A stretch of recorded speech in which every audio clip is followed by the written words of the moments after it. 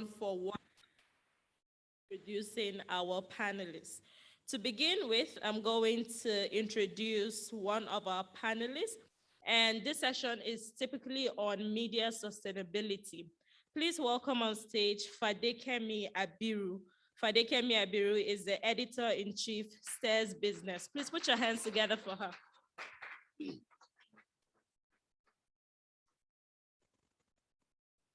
Thank you. The next person on our list is Mrs. Motunrayo Alaka. Mrs. Motunrayo Alaka is the CEO, Wole Soyinka Center for Investigative Journalism. She will be joining us virtually. Please put your hands together for her. Thank you. To moderate this session, please put your hands together as we welcome the Program Director of the Premium Times Center for Investigative Journalism, Ms. Tosin Alagbe.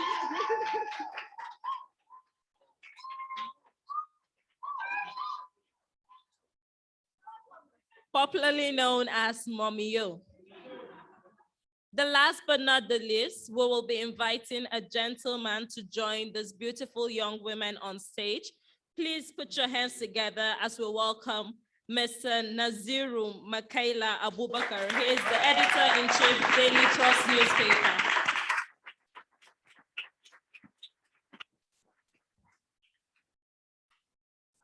Please put your hands once again for this panelist. Hand over the microphone to the moderator, Ms. Tosin Alagbe. Thank you so much, Stephanie, and thank you, everyone. Thank you for the warm response. Warm welcome to me and my fellow panelists. So today we're here to talk about media sustainability. This is the Africa Investigative Journalism Conference, and it only makes sense that for us to carry out consequential investigative reporting, which we hope will bring about change and reforms in the country, we talk about media sustainability around the world. So permit me to just read some of my notes, which will just provide context.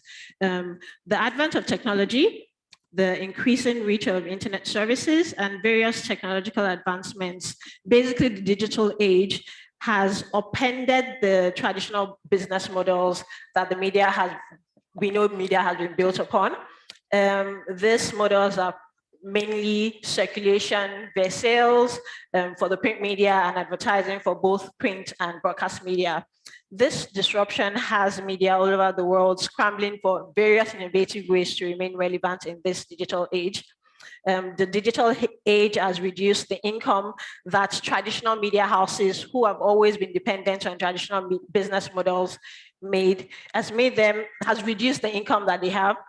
And that's because news consumers would rather read or listen or consume their news online than buy newspapers or even sit and listen to the news. So print media, which I'm sure Daily Trust can testify to, is probably not printing as many copies as they used to before, because again, dwindling circulations, dwindling sales. Consumers have moved online.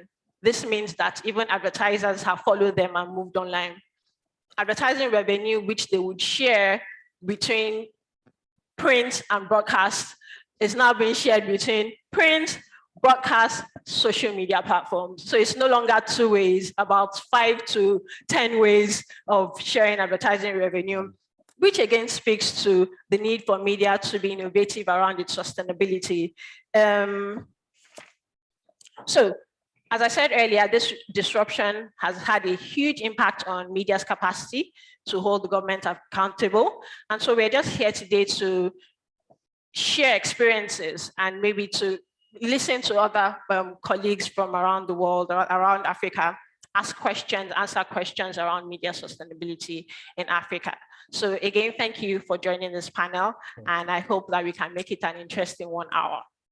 So my first question, which I'll ask 3 of you, is what does media sustainability mean to you? I'll start with you. Okay, thank you. Good afternoon, and good afternoon to everybody, my colleagues here and those who are online. I think this is a very interesting session. But to begin with, the question that you are asking is very relevant, especially in our environment today, not only in Nigeria, but globally. It's a general issue, and every right-thinking media organization is going to bed with this question and waking up with it, trying to find a solution. But I think when you're talking about sustainability, probably you're talking about, why are you talking about sustainability? Because we talk about sustainability because we felt like we have been threatened by something. What is that thing? Maybe like, as you mentioned in your opening remarks, is the digital revolution, the fake news kind of thing, and also the economic environment where we operate, plus other intervening variables that come in one way or the other. So, but I think these are the key things: the economic situation, the digital revolution, which fake news is part of it, but also the disruption to the advert market, and also the news consumption, how people consume news has actually changed completely, you can see. So these are the reasons why we're talking about sustainability. When you talk about sustainability, it's not only about the economic sustainability of the thing. For example, yes, there are other ways that you can do and to sustain your operation. Maybe you give in to the powers that be. Maybe you become a friend of the politicians, and then they will cover you. They will continue to give you adverts and even government contracts as a company. So you continue to pay your staff and you continue to channel out whatever rubbish that you want to send out that will appeal to them. But we're talking about sustainability in terms of economic sustainability, in terms of the ability to continue to do what the media all over the world is known for doing. That is accountability journalism, holding power to account, telling the truth, giving the voice to the voiceless.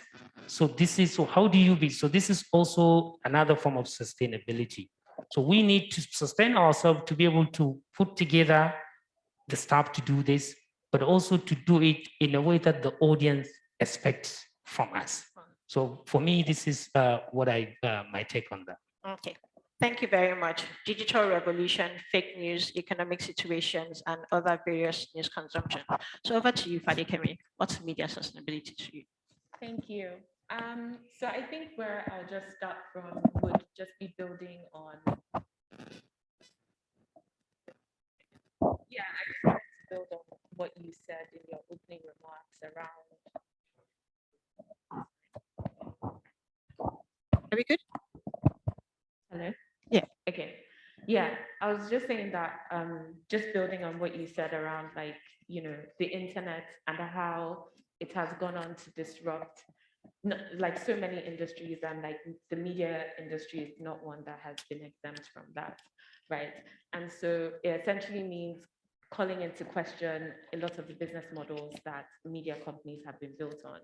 And you touched on the fact that, you know, initially where people are consuming things through print, and the business model is one where it's almost like ad revenue generating, right? And so you have that split between who your customers and who your consumers are. So your customers would be the people who are paying you for these ads, and then that's where you get your money from. But then your consumers are the ones who are actually like reading the content that you put out. And so I guess this is one of the things that Stears took into account when we launched in 2019, where print was not even a consideration for us, because it was like we were deep in the digital age, and so it was all about like going straight onto the platform.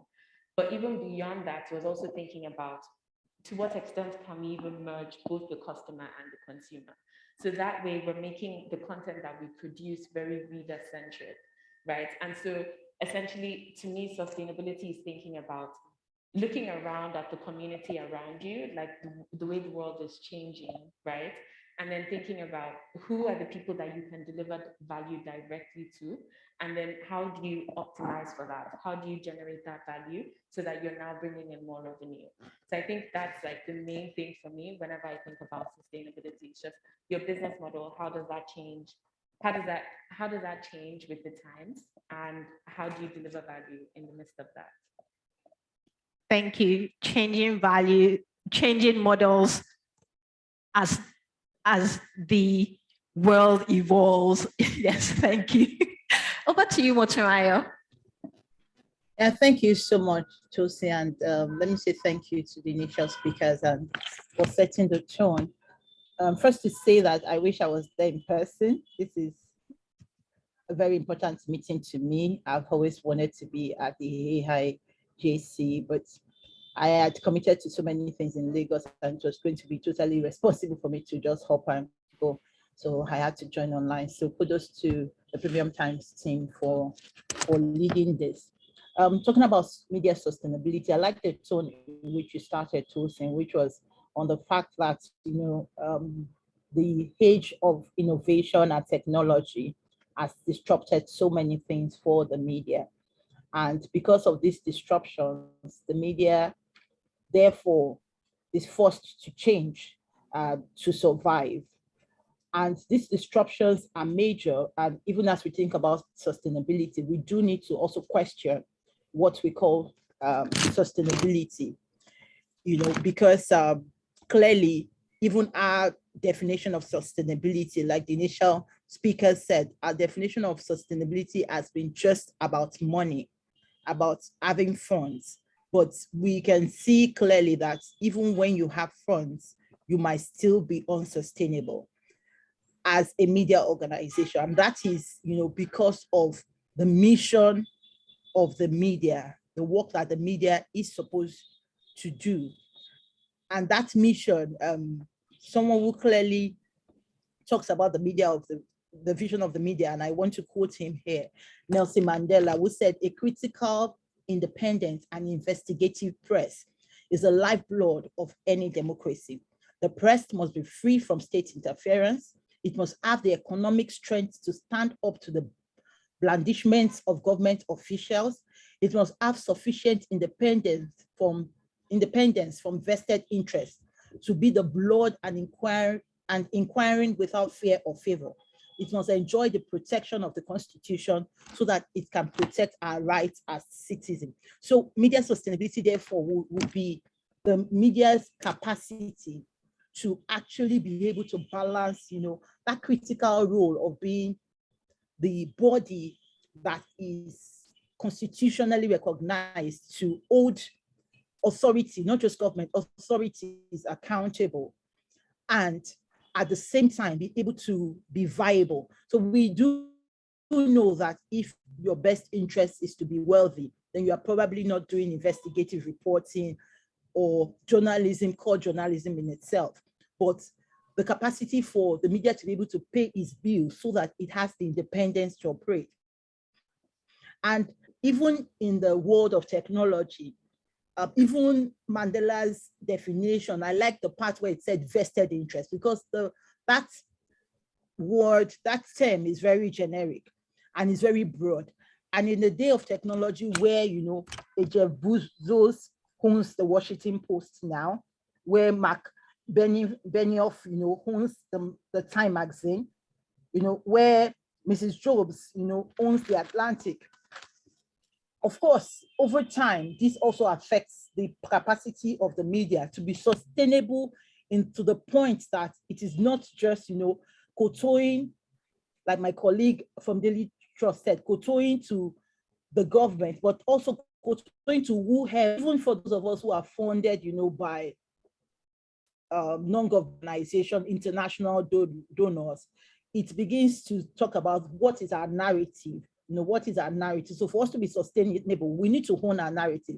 And that narrative needs to have the voice of the people, because the media does speak for the people. So it needs to be something that becomes inclusive and helps the media to actually, work best for public interest, for us to be able to call it sustainable.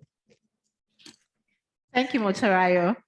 for you, it's media's capacity to balance its role of holding government to account while being viable, which I think is very valid. So I move to my next question, and it's to Fadekemi. You started talking about Stears businesses offering and why Stears business came up. So my question is, Stears business is a fairly young digital newsroom that implements a subscription model. So what's been the experience with this model? It's been very interesting. I think it was just in July this year that we celebrated our 1-year anniversary, and we were all just reflecting on, what we have learned. And the main thing that just kept coming up was the more we learned, the more we understood that there was more to learn, right? And so with the subscription-based model, right, especially in the business of information, which is what we like to say we're in the business of, not necessarily just like news, because we're focused on providing information, data-driven analysis. So just when we're looking around, we saw that we're not alone, right? Like we're not the only ones out there trying to do this. Like you have the Ken in India that has, successfully, built a record of having 30,000 subscribers. You look across like in Western world as well, where you have The Economist, New York Times, Financial Times. So they've all kind of like taken this subscription-based model, like understood very concretely that information can be something that is worth paying for, right? But then the next thing that we then need to understand is, okay, what is this information going to look like, right?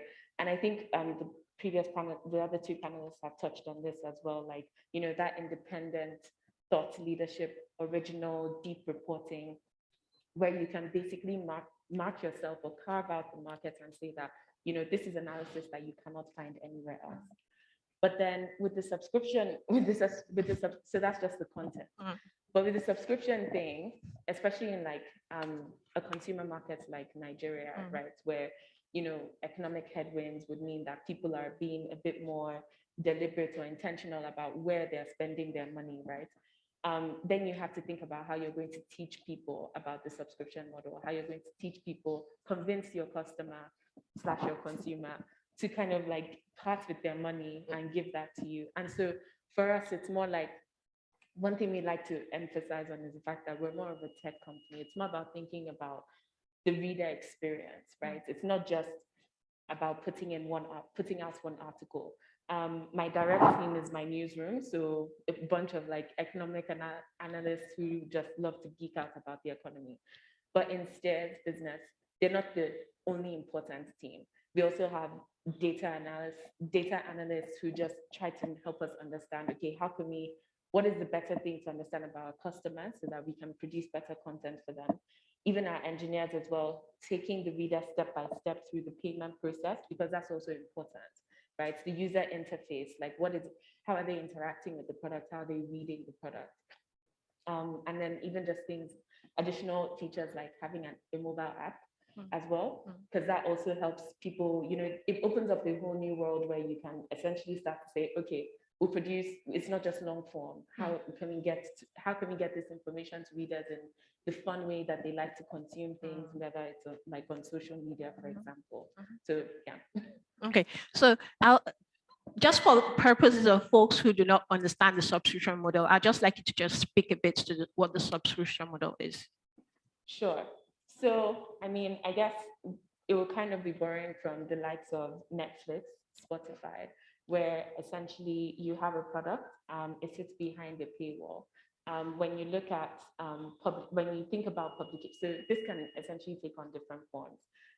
With Netflix, it's essentially they have like a whole host of content, and it sits behind a paywall. And then once you essentially sign up, you pay like a particular fee, then you get behind that paywall and you continue to access it.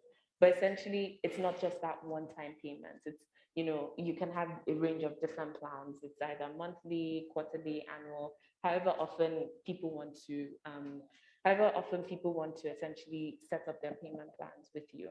And then from there, it's what I said earlier about, that direct reader relationship between the company. So you're essentially having that one-on-one engagement with them where they come to you for a particular kind of content, you have a wide range, and then they can then pick on each single thing that they want to take out of it from you.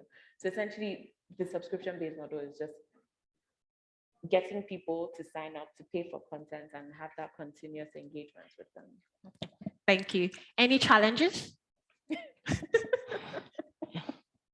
Yes. Do you want to share with the public? I mean, I think it's what I touched on when I said, you know, it's new. It's something new that has come into, when you're thinking about how you're bringing it into the African markets, just helping people understand things like, you know, it's a recurring fee. It's not just, just a one-time payment, you know, or it's something that you sign up to, and you essentially keep going, and then you essentially keep going with it until you want to opt out. But then there are also other challenges, when you think about payments infrastructure, right? So to how easy is it going to be for people to get their card details and then trust your website enough to put those card details in, trust you with their money, and trust that you're going to keep taking it out, and it's that agreed amount that you have set on that you're going to keep taking it out from them. So it's just those little things, and I think infrastructure is a big. It's one of those things that even if you from the physical space to the digital space, it's something that you're constantly contending with, and so it's about how you can build on that, how you can make sure that it doesn't add too much friction between when your customer wants to come to you and buy and purchase your product. So it's not only about getting people to sign up, but also to retain them. Yes. Okay. Yeah. Thank you, Fadekemi. So over to you, Naziru. In September, Daily Trust launched a new product, Trust Plus. Congratulations on that. Thank you. Which operates, I believe, a membership model. And my first question is, why the membership model? Why not the subscription model? Okay. The reason why we went for the membership model at this stage, I'm not rolling out going for subscription in the future, but the reason why we went for the membership model at this stage is because before we went into it, we conducted several audience research, including focus group, online surveys, physical surveys, and things like that. And then, so we now aggregated the responses from our audience and stakeholders and everything. And mind you, we already have a subscription kind of policy. For example, for the print edition, we have subscribers, people who they subscribe, some of them monthly, some quarterly, some annual subscription, and we deliver to their doorsteps every day. So we have that. So we now, from the outcome of that research, then we now agree, yes. So at this stage, this membership model is the best to start with. Even though there is a pay attached to it, but the actual content, the plan is to make it available to everybody. So those who are paying are actually subsidizing to others who are not yet ready to pay.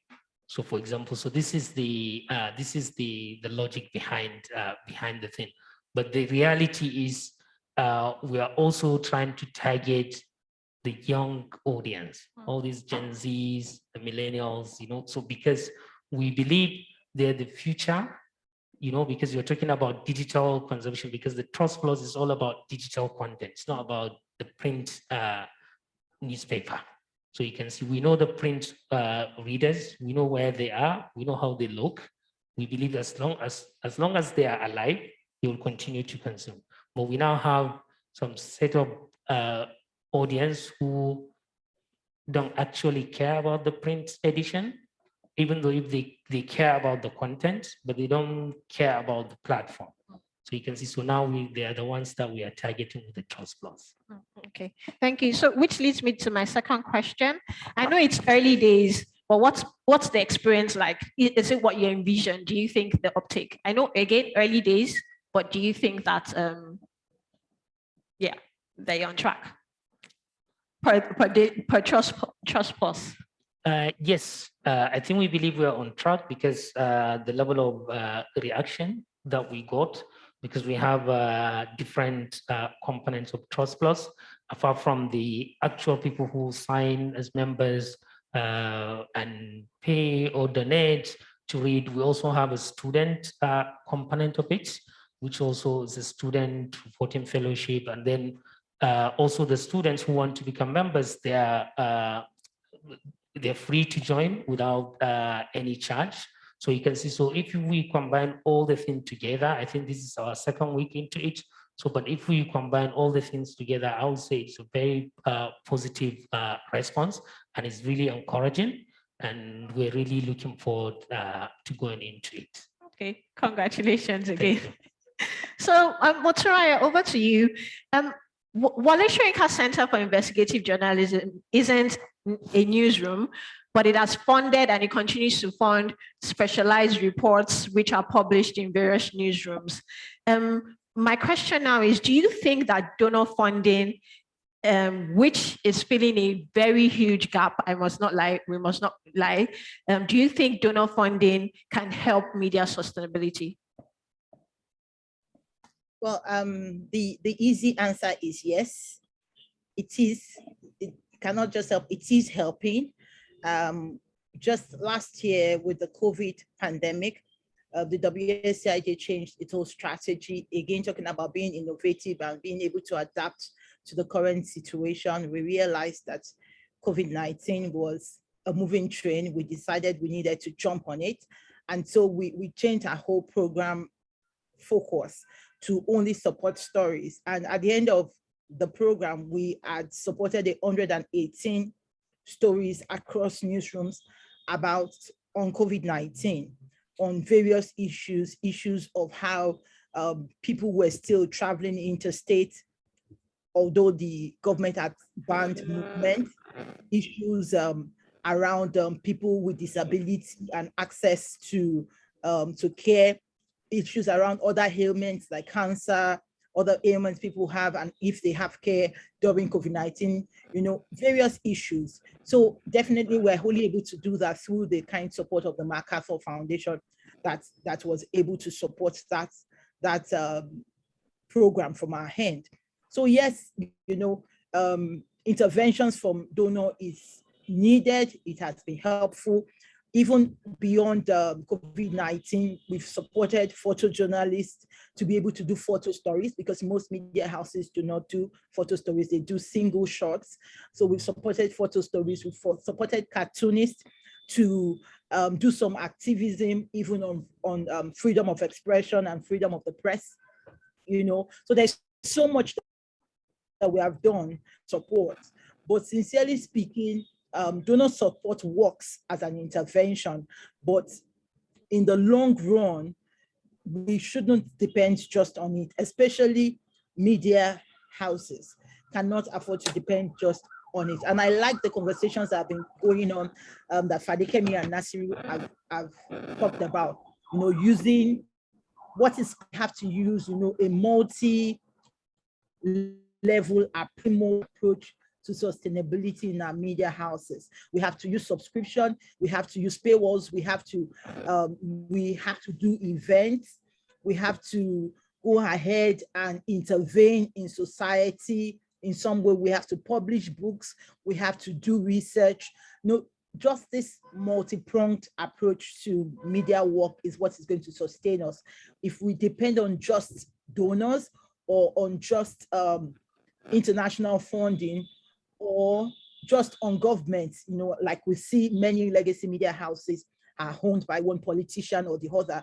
And when it comes to narratives, when you're talking about narratives, the person who pays, determines the narrative. Look at the issue of Africa, for instance.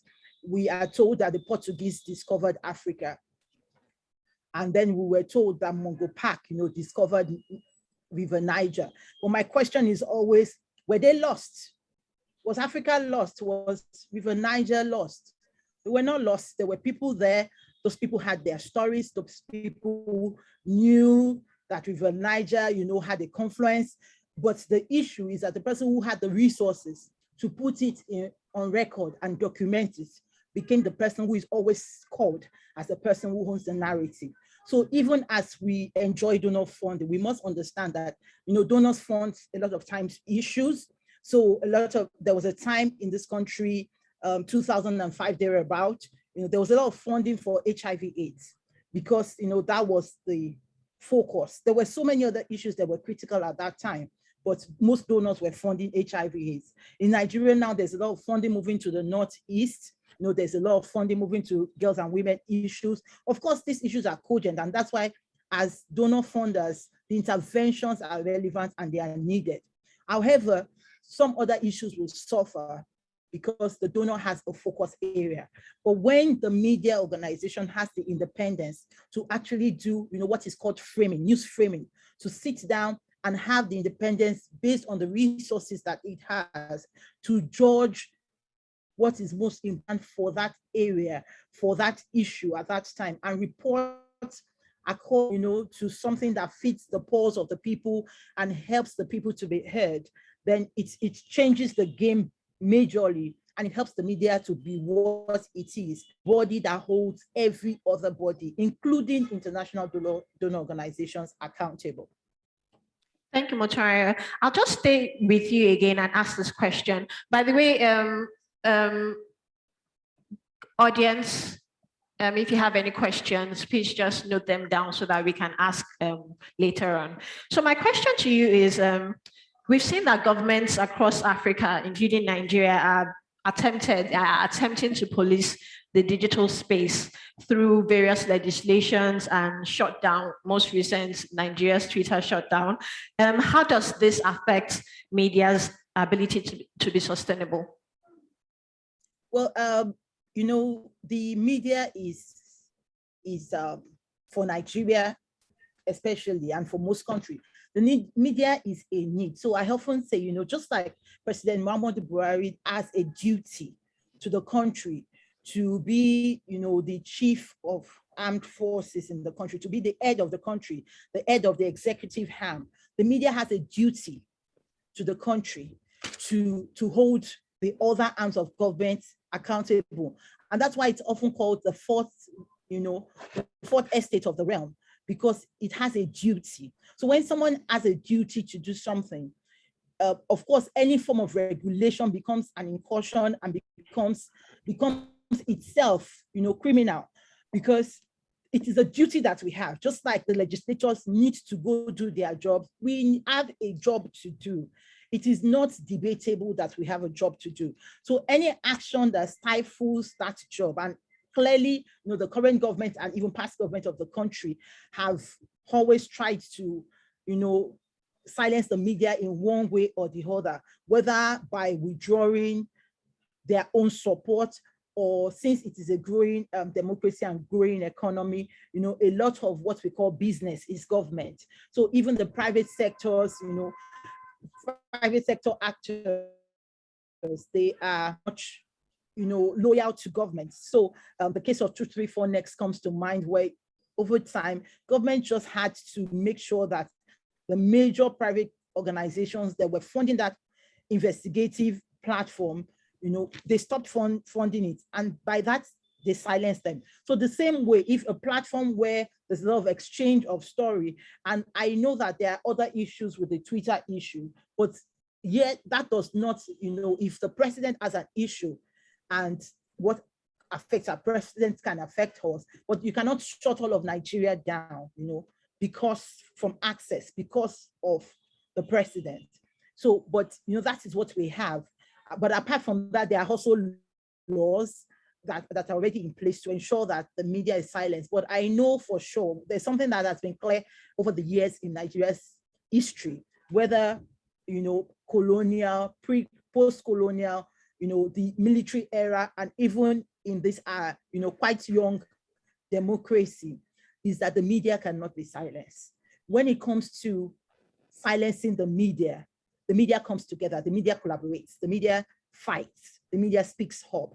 So that is helpful. And of course, once the media is silenced, how can you be sustainable when you are not able to perform your duty? Because we exist for that duty.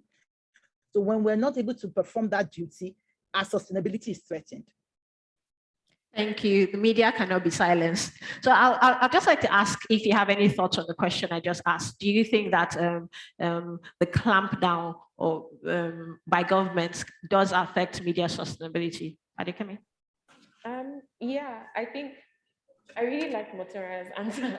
And I guess like the main thing that comes up for me is just whenever you see any act or any attempt to clamp down on the spread of information, like within any community, is one of the reasons why we should even double down even more on attempting to spread that information more, right? And the reason for that is people have a right to first of all know what is going on in the world around them, and then to understand it, right? And so that's why it's important to, you're not just reporting the news, you're not just reacting to it, you're actually giving people that analysis that helps them to understand how this impacts them. So beyond just maybe GDP numbers getting released, it's just like, what does that mean, right? I think my favorite economic event would be a while ago when the National Bureau of Statistics rebased Nigeria's GDP, and all of a sudden we became the African giants. Like, we had this, I think our GDP just, it was almost like an 83% increase or some crazy statistic like that. And there are so many people around just asking, like, what does that mean for me? I don't feel any richer. I don't feel any like direct impact on my income or, on my purchasing power. And so it was very important at the time that if there are any media houses out there, for them to explain that, this GDP rebasing, it does not mean that all of a sudden our GDP, like we have grown. It's just we have changed the way that we're calculating how, growth happens in the economy. Like the methodology that we were basing this on was outdated. It did not account for the contribution of the information and the communications technology sector at the time. And so now it does. So now we're seeing this change. And so with that, I just feel like information, news, the media itself, it's one of the first steps in unlocking people politically. And then that's how you get people to become more active in the political environment that they find themselves in. Thank you. I feel like I've just learned again what rebasing means. You just broke it down again and it was fantastic. I'm glad that I tossed the question at you. So do you want to attempt to answer the question? No, I think what I would want to add is the media in situation like this, professionals need to also continue to engage among themselves and also discuss some of these issues and try to see internally what are the things that we need to do more to be able to be in a strong position so that we'll be able to tackle any government coming up with some of this legislation. Because what they want to do, the politicians, is they want to look for crack and then they go for that. But if we are that constant engagement, we have it, then we'll be able to face them and challenge them whenever they come up with something like that. I feel that is missing in the Nigerian media. The latest attempt to pass through that legislation forced us to begin to have that conversation, but I think we need to sustain that. Okay, thank you. Any questions? Can we start with, yeah.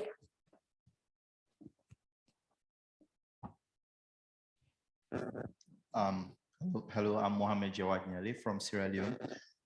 So globally now there is a school of thought who believe that access to information itself is a human right. So whilst we are on the path of building a sustainable media, isn't there a risk that we could alienate a significant demography of our population who can't pay to access the exclusive content your platforms are providing? I think that's a Fadekemi question.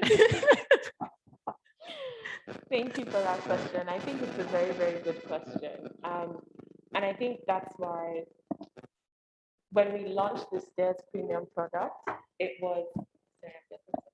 Is that us? Feedback, okay. Okay. Yeah. So when we launched the Stears premium product, a lot of it was around making sure that we're producing information that is worth paying for. because what we were keen to do was move away from that ad-driven,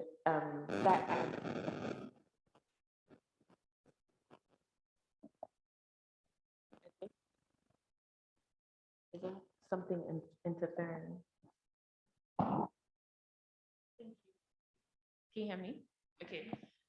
We wanted to move away from that ad-driven business model where, whoever the media house gets money from essentially tends to dictate what information we put out there. And so at the end of the day, it's about what is the best way to make sure that we're producing the unbiased form of content that our readers expect from us and that they deserve from us. So while there's that understanding that, information or, an understanding of the news should be something that is available and accessible to, a lot of people, like as many people as possible, you also need to think about, if something cannot generate value or generate revenue, it cannot sustain, it cannot continue like all the way through. So if you are going to produce quality content, you need quality talent. And those people need to be paid. Like those people actually need, to come in and perform the kind of analysis that they require. And perform the kind of analysis that is required for you to understand the world around you. So I feel like that is essentially the first step. But then the next thing as well is there are also discretionary choices to be made. So during the COVID-19 pandemic, for example, one of the products that we came out with was a States Attractiveness Index, where it was just kind of live monitoring of how the different states across the country were responding to the COVID-19 pandemic, what restrictions they were putting in place to curtail the spread. And that was available for free because we understood that that is information that people need to have access to regardless of whether they can pay or not. But so do you see what I mean? Like while there's that understanding that we need to generate revenue, at the same time, we also understand how to segment the different products that we put out there so that we understand which one will be paid for, which one will be available for free, and so on. I think in relation to that, it's why we want people to have information. We don't want to censor them, but you can see this information is different from the rubbish, the fake news that is out there. So really, people, the audience need to come up and support the production of this real, impactful information in one way or the other. And part of supporting it, it's also subscribing and paying for it. If I may add, Tosi. Okay, Motunrayo. Yes. So yes, it is true that the legacy media and definitely the digital media is correctly often accused of being elitist. And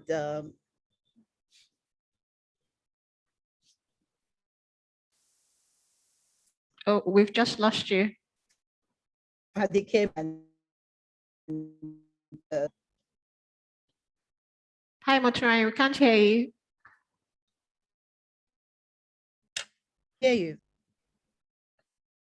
Okay, we've just lost you. Can you hear me? Oh, yes. Can you hear me? Yes, we can hear you now. Well, I'll just switch off my video and continue. Okay. So, so it is true that the legacy media and the digital media are often, accused of being elitist. And this is correct. In so many ways, we are elitist because we are talking about people who can make analysis because we have defined, analysis in a particular way, according to, your ability to speak English and your ability to speak the economic terms. But, the people on the streets can also do analysis. But that is why, Stears has its niche. That's why, niche is the future. It has its niche, and its niche is what it's doing. And that's what it's doing, is meeting the needs of a group of audience. And that group of audience, they are able to take that conversation forward. And that is fine. Daily Trust is meeting a niche, the cable, a niche. All of those people, different niches. But what you must also know is that there are opportunities for collaboration. And there's nothing wrong with these niches. We just have to know that just like the providers are different, our audiences are different.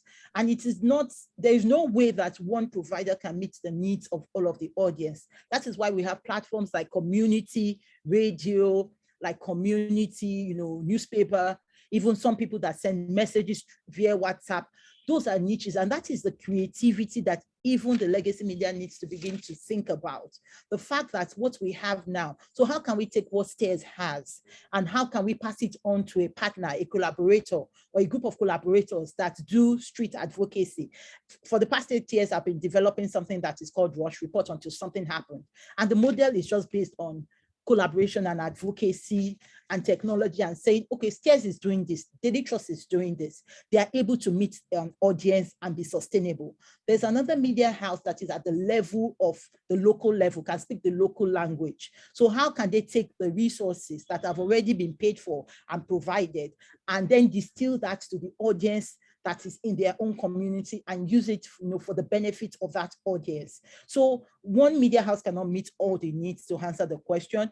Different media houses will meet needs as they can, but every media house in their own niche can be sustainable within that model. So there are people who cannot pay 1,000 a month, but they don't mind paying 100 naira to get a WhatsApp feed, or they do not mind, supporting in some way in their local area, the media house to be sustainable.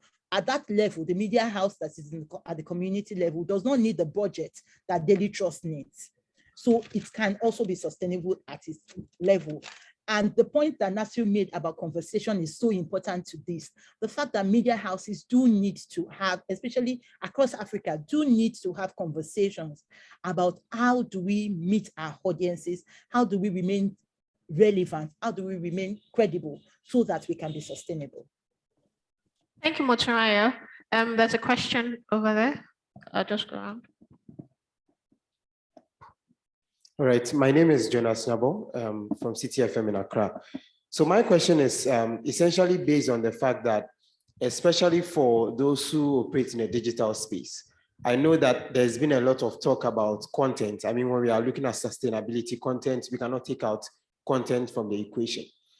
However, as hard as we try to put out the credible content, do all the research, all the investigations and all that, the difficulty has been with the crowding of this digital space by blogs and other news platforms. So you invest so much to produce quality content. Blogs and others don't even use a quarter or even 1/10 of your budget. They produce some content, goes very viral. If their ad revenue comes from AdSense, whatever, they'll make a lot of revenue. You wouldn't. Meanwhile, your content is quality. If an MTN or whichever multinational want to advertise, for instance, they are looking at a brand that credibility is important, but they also care about a brand that will push their content out there, make it viral. They'll push all those monies into those sectors. So do our panel have some ideas about how to maneuver this system so that we are not only fighting to have quality content, but we are also sort of fighting others who are stealing our audience, who could potentially be sources of revenue for our business to be sustainable? Anyone can go. Sure, I'll take a stab at it. I think, sorry. Okay. Yeah, I think the situation that you just laid out is the economic reality that a lot of sectors will keep facing, where there's competition coming from all angles, right? So whether you have your blogs, whether you even have like the likes of Substack that have taken over this newsletter business, where as an individual writer, you can now earn an income just by putting out your thoughts out there. And so they're in direct competition with the likes of New York Times, with the Financial Times. And they're not necessarily saying that if you go through the New York Times, that you're not getting the same analysis that we'll be able to give you.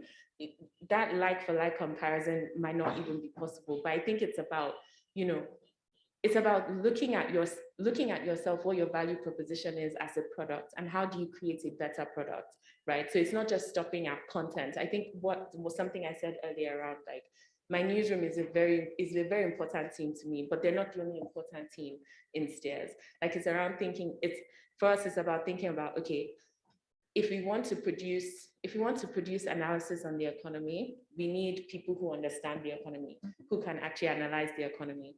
But then we also need people who can help us produce this analysis, help this analysis meet our consumers in the way that they desire.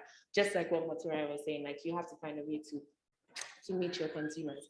And again, like, I like to compare the work that we do to what other subscription-based businesses are doing. So the likes of Netflix, Spotify. I was listening to a podcast where the Netflix CEO was speaking, and he was just kind of saying a big part of their business is, they try to anticipate what the customer wants before the customer even knows that they want it. And so there's a lot of like analytics that goes on. Like, when you log into your Netflix, you watch something, tomorrow you're getting an email telling you, oh, you enjoyed this, so you'll probably enjoy this other form of content as well. It's because they're learning from you, they're understanding from you as the user. And so I think it's about, if you want to navigate, the competition, it's about how can you learn about your customers? And that's why it's very important to us that we have that direct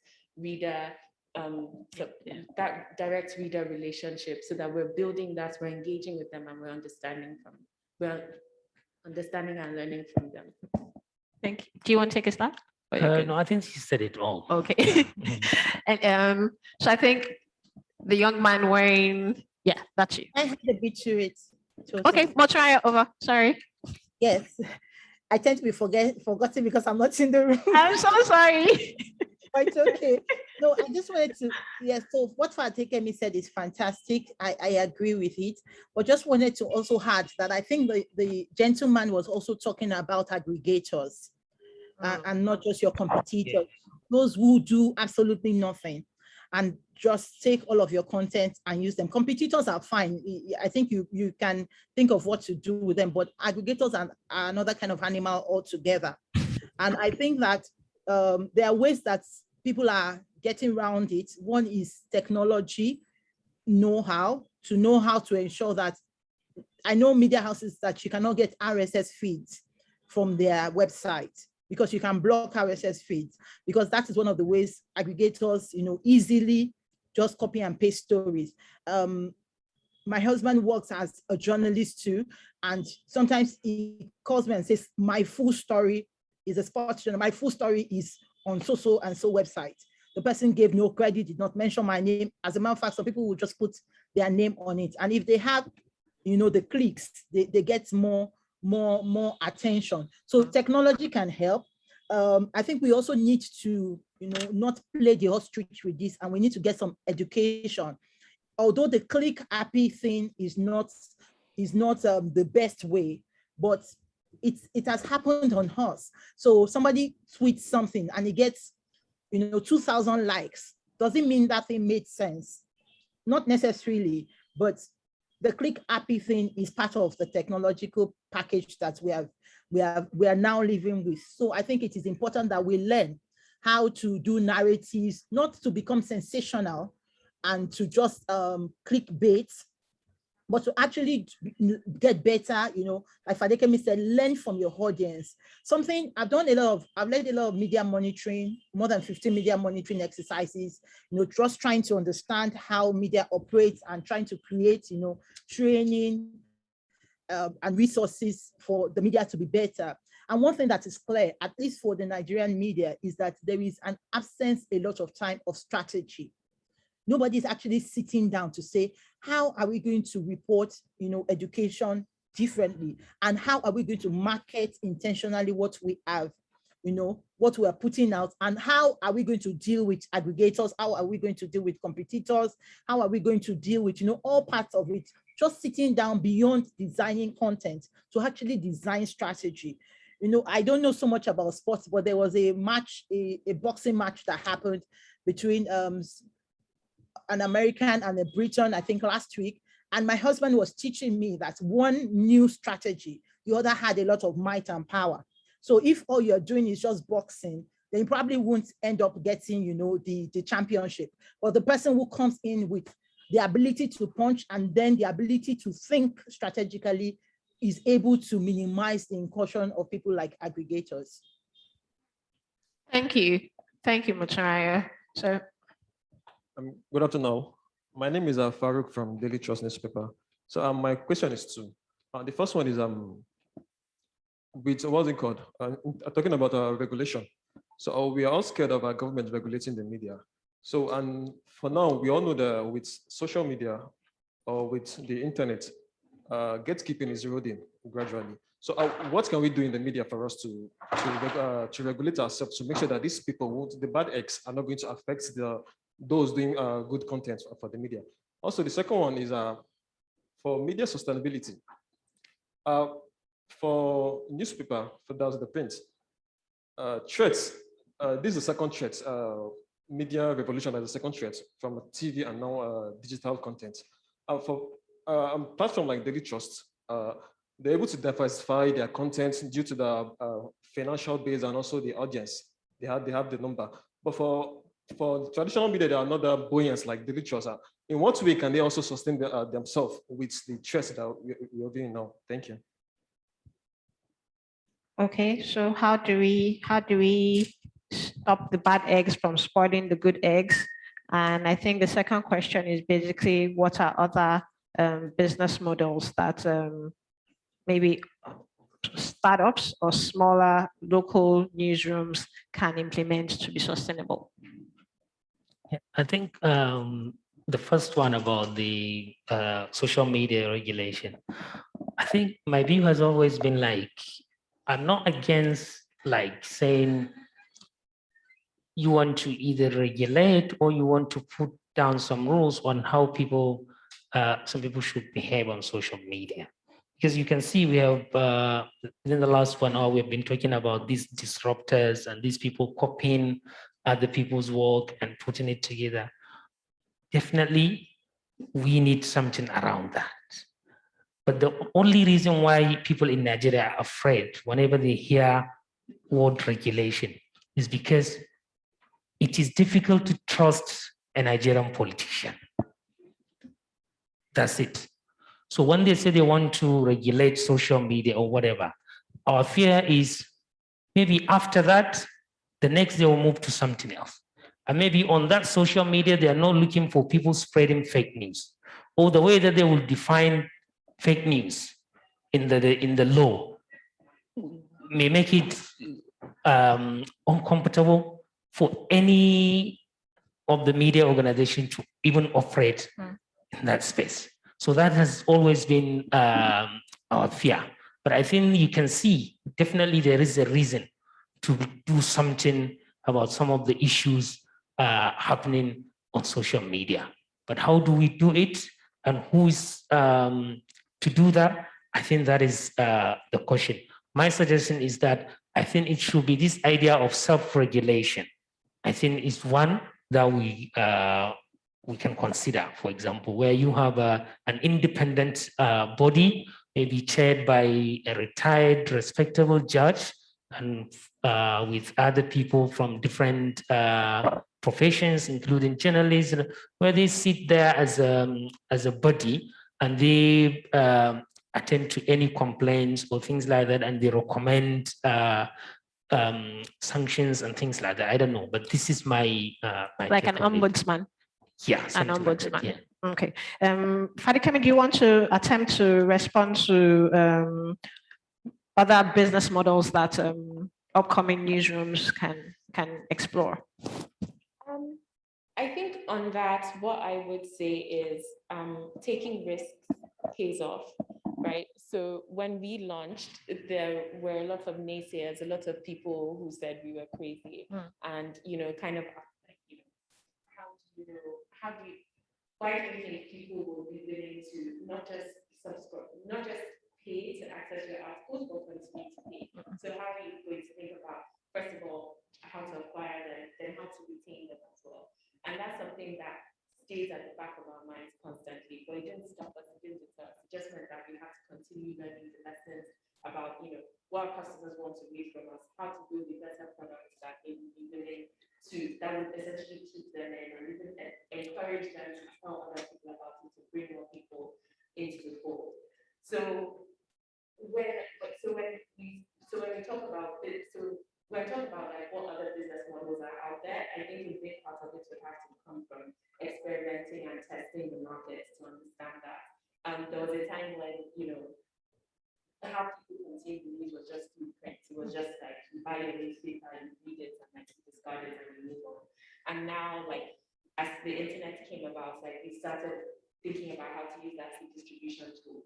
So, and through that, it has meant that we found a way to lower the cost of reaching a larger pool, not just the same number, but even a larger pool of like potential readers and consumers.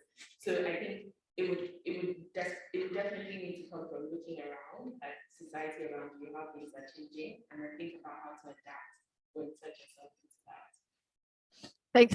Motunrayo, you had mentioned earlier, you had started talking a bit about other models, events, book publishing. Do you want to maybe speak a bit to that?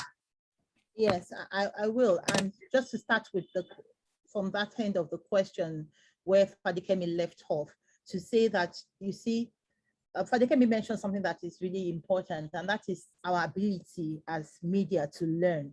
A lot of times we're just focused on the fact that people need news, but that's what people and that's what audience, like I said earlier, it's not homogeneous. It's just like when people say women or men or young people, you know, it's not homogeneous. You need to ask yourself as a young media house, where am I? And, you know, I'll use the Rush model, which I've talked about, to explain this. So one of the things that I say in the report, Until Something Happens model, which is Rush model, is that there are two communities that you're thinking about when you want to strategize for media work. Number one community is the geographical community that you want to attend to.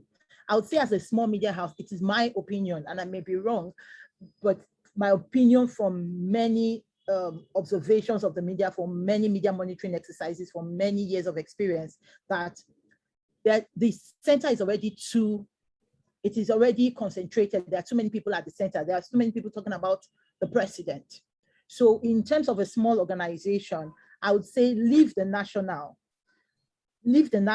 credit whoever has reported, and, you know, say from sources from this or general news, you know, credit that, leave the national table and look at yourself and say, where am I?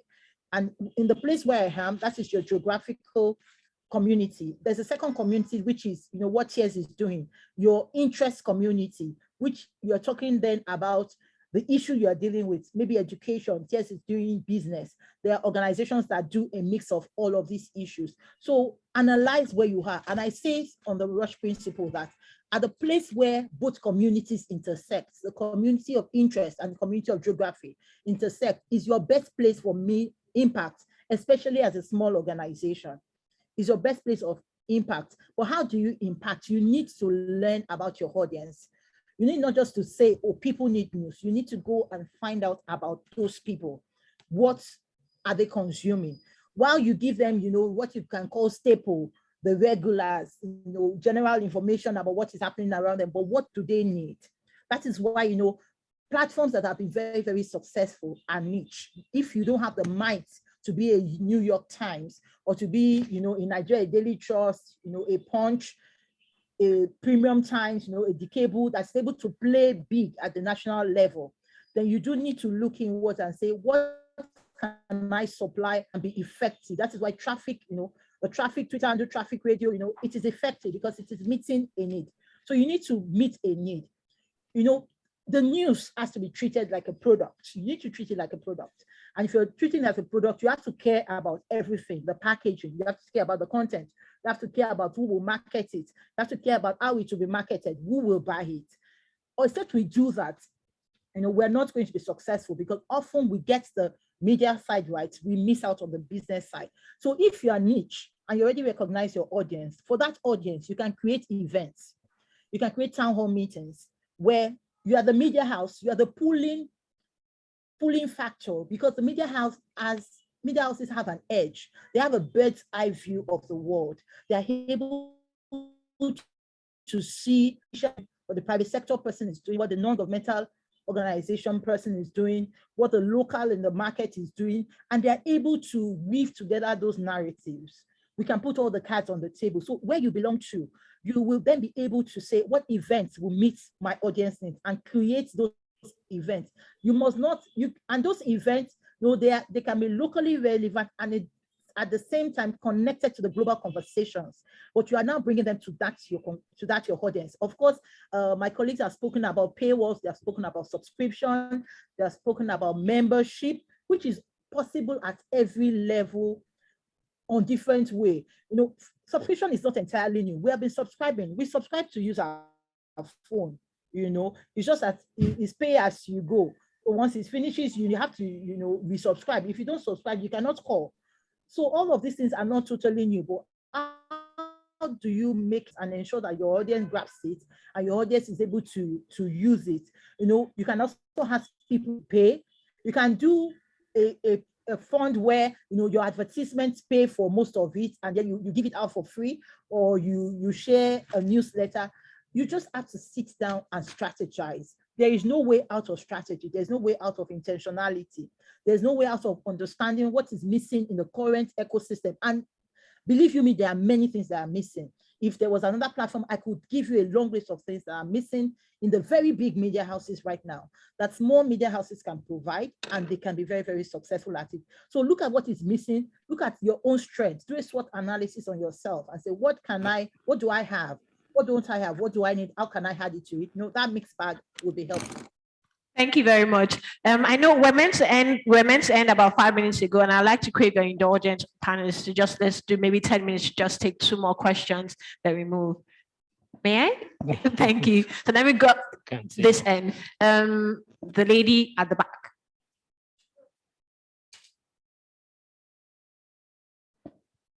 Good afternoon. Good afternoon. My question is to the editor-in-chief of Daily Trust. You mentioned earlier about different generations of audiences they have, how older people tend to stick with the print, and then you're working on a subscription model now for younger people, Gen Z, for them to be more, to get into your product. So my question is, how is that working out generally, especially for the young people with the subscription model? Because it's a running joke, and I guess it's true, that young people, Gen Z, basically approve.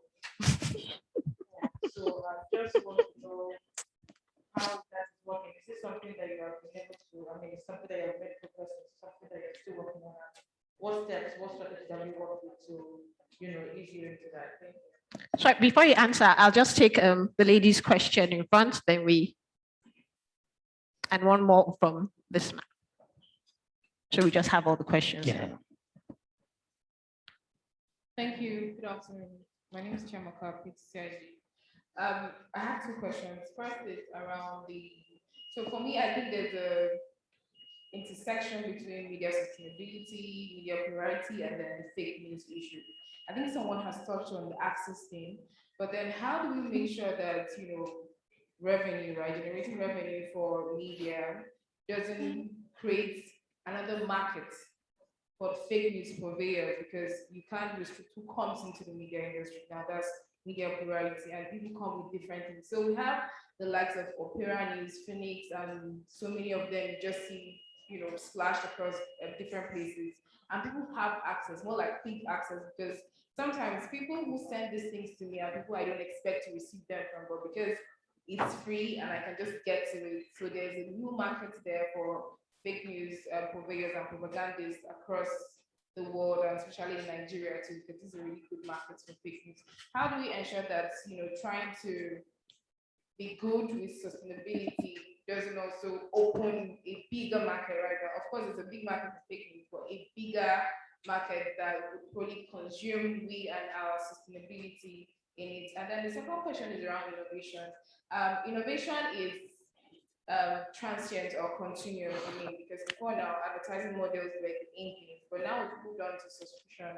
And so from where I stand, it looks like as though sometimes the media, just like you said, Fadekemi, we need to learn, and it looks like the media is static sometimes when it comes to learning, almost like too conservational, open to a lot of new things. And so at some point, I'll imagine that subscriptions and memberships will fade and we'll need another innovation to keep the media ongoing. So are we open to these kinds of conversation, or we want to wait for another pandemic that will throw us into a whirlwind and then start thinking about, because of course it came with the pandemic and subscription became a thing in the Nigerian media ecosystem. So what are we doing about this? Thank you. Then this young man. There's one more person, one more question, and we're done.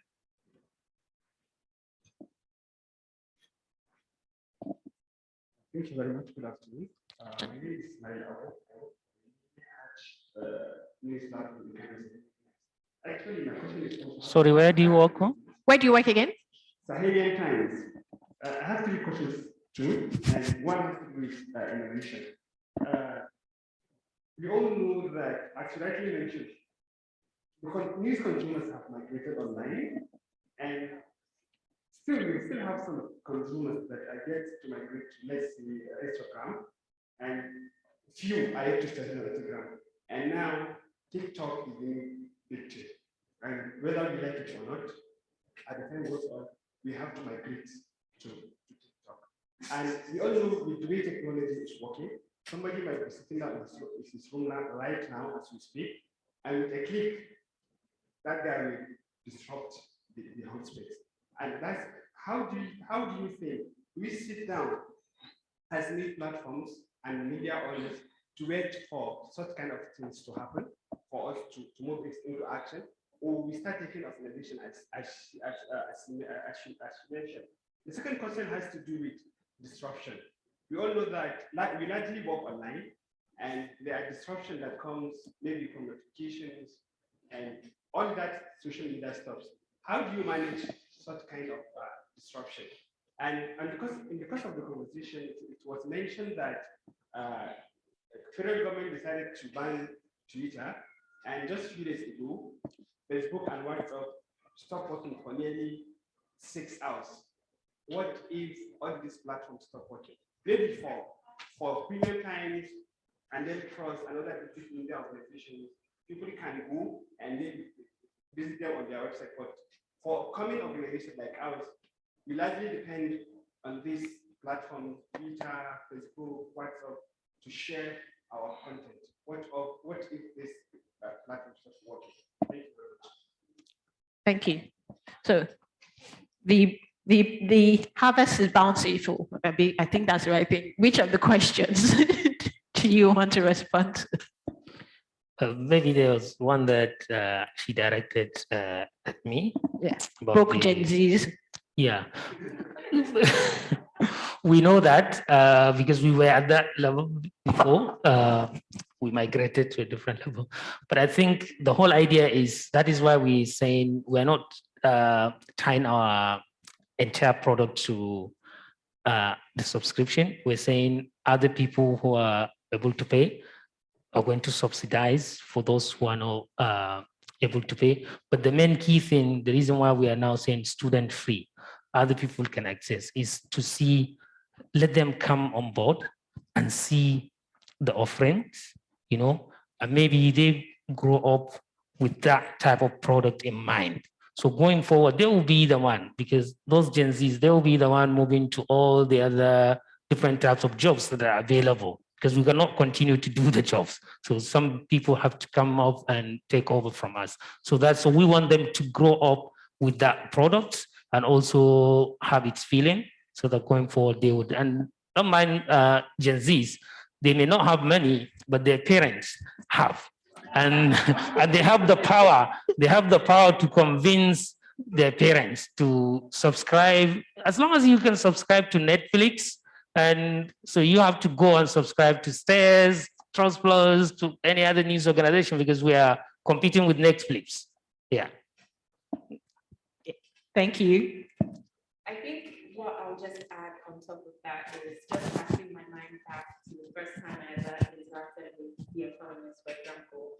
At the time, like I was probably in the younger generation of, you know, what the Economist classified as their general audience. I was still in, I think I was still in secondary school at the time.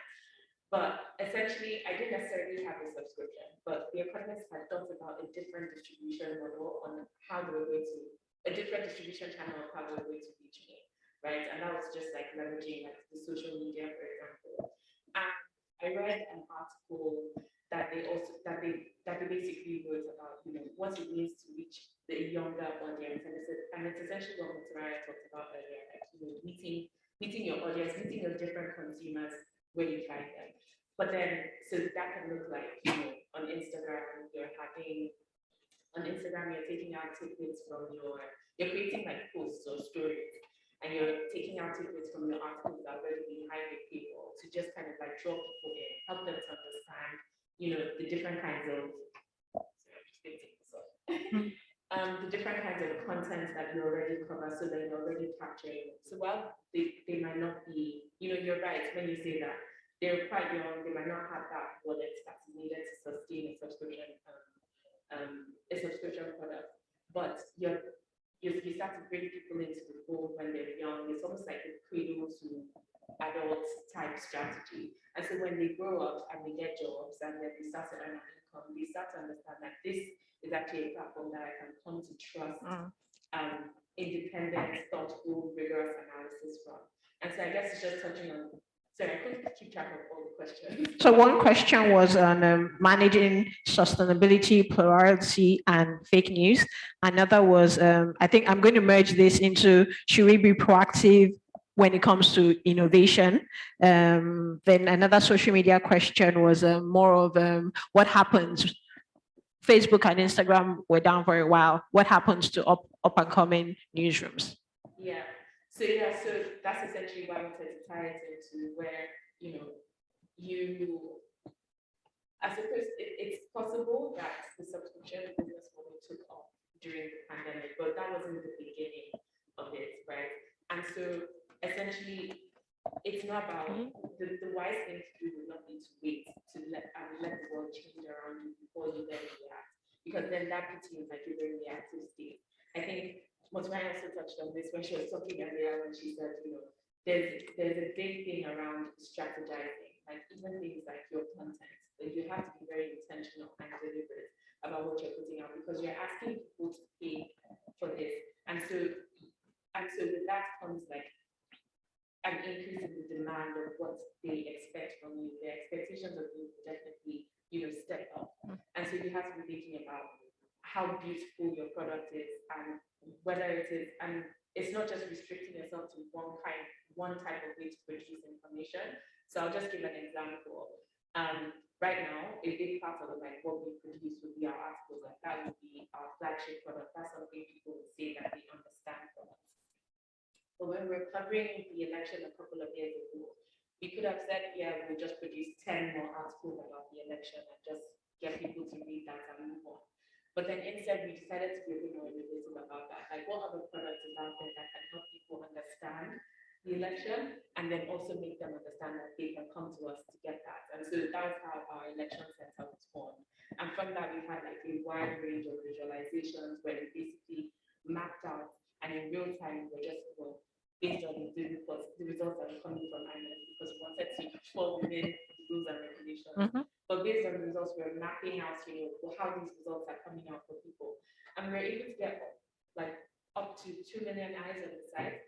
That's not something we could have achieved with, you know, producing 10 articles. But then it was a deliberate strategy that we had essentially put in place, right? To just find a new way to create a new product. And it's just that kind of continuous iterative thinking that needs to keep happening for media sustainability. Thank you. Yeah, and she was talking about when you have multiple subscriptions and things like that. I think the whole idea is getting additional source of income that will subsidize the newsroom and the journalism that we produce. For example, if you look at some of the big players in the subscription aspect, you have the New York Times. It's not only about the subscription to New York Times. They have the food, they have the gaming thing. Yeah, puzzles. Yeah, the puzzle. So because there's so many other things there. So the whole idea is to put those together and subsidize the journalism. So that's the I think the idea.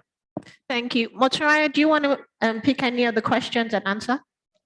Yeah, just a few points. No, first, I don't want to forget to mention that government cannot regulate media. We have enough laws existing that regulates the media, and I just want to emphasize the self-regulation thing. You know, government is who we hold accountable, and the person, like asking the examiner for the student to check the examiner. I know that for many Nigerians, that equation doesn't work when we talk about government, but really the government exists because the people are there. So, and that is important to note. But to the question, pluralism is not something that we can prevent now. It has happened. It has happened. So what we need to think of now is how do we participate and how do we ensure that we do not lose out?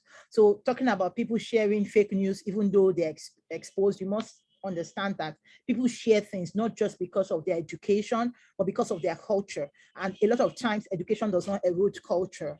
So people might be ethnic, they might be ethnically biased, they might be tribalistic, and they might be professors. So sometimes, you know, there's a way that we cap things in this elite world that doesn't work in reality. So what we do need to do as people who care about sanitizing the space is to participate, is to ensure that we participate with the facts, we participate, you know, by ensuring that we understand the system, we keep learning, we are open to learning. And then I wanted to also mention the part about, you know, the innovation. A lot of times when we talk about innovation, we're talking about old and new. Usually I try to shy away from old and new because innovation is not actually just a separation of old and new or leaving something. It's actually just, it is like mood. So COVID is more COVID, but it has a lot of, you know, a lot of expressions. COVID Delta, the original COVID. So that, think of innovation like that. It's mutating. So Facebook, as for instance, they have innovated by technology, but what they are doing is the most basic thing in human beings. As human beings, we like to hear news about one another. We like to share. We like to hear about people, you know, just know about people's lives. So they have plugged technology into our very essence, the oldest essence of human beings. They've plugged technology into it. And that is why you must understand, especially as a young media house, that if you exist just by Facebook, your time might be short, or it's likely short, whether you are young or old. You have to connect with the people online, because it is because life happens offline that you are able to take it online. So you do have to find your audience and find ways to connect with them. Find ways to, you know, there are other ways, text messages, you know, email, even all of these very big, innovative media houses that we'll be talking about that we admire. I love New York Times so much. I love the Mail and Guardian in South Africa so much. You know, a lot of them, you know, they still use all of these basic models to reach their audience. So as a young media house, connect offline so that when things go off online, you can still continue to exist and continue to live and be sustainable. Thank you very much. So for me, this was a very fantastic panel, and I'm very grateful for my panelists. Thank you for taking time. Thank you for accommodating my plenty ask, and thank you for staying beyond 1 hour. Last notes, last words for me is life happens offline to happen online. So thank you very much, everyone, and have a fantastic afternoon. Thank you. Thank you. Thanks, Fadekemi and Naziru. It's so good to meet you guys. Fantastic. Yeah, thank you. Yeah, thank you. So we'd like to have an official photo. Unfortunately, I'm not sure how technology can help us to snap with Miss Motunrayo, but trust us, you're here with us in spirit. Thank you. So please stand.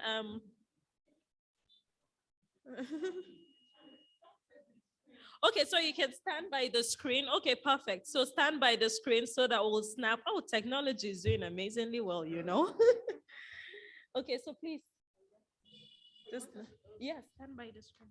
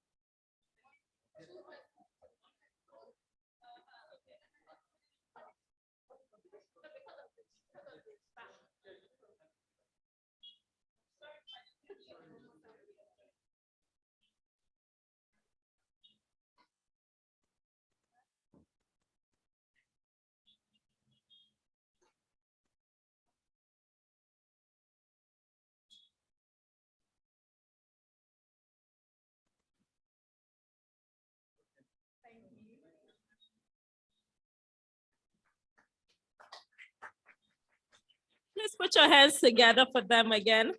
Officially, I'd like to say thank you to Ms. Motunrayo Alaka. For those of you who are yet to connect with her, I'm not sure what you're waiting for.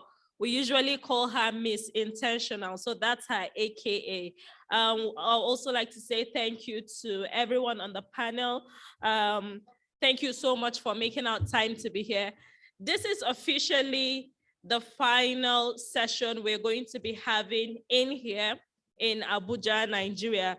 And I must say that we've had quite, hello? And I must say that we've had quite amazing sessions so far. So please, can someone help me with a microphone? Because, microphone, please. So I'd like to ask random people, just tell us out of the blues, what was your most interesting session? Which of the session did you enjoy the most? It could be safe spaces for women. It could be uncovering the spendings. It could be, just tell us your favorite session before we move on. So let's start with Fatumatu, the lady in blue. Thank you very much. So for me, one particular session, all of them were actually very important for me. One of them holds special meaning, the session on safe spaces for women in investigative journalism. Because I mean, the issues that were discussed yesterday, these are stuff that you could actually relate to, because I am a woman. Jawad was mocking me about that. But this was also very important. I mean, issues around digital, I mean, media sustainability.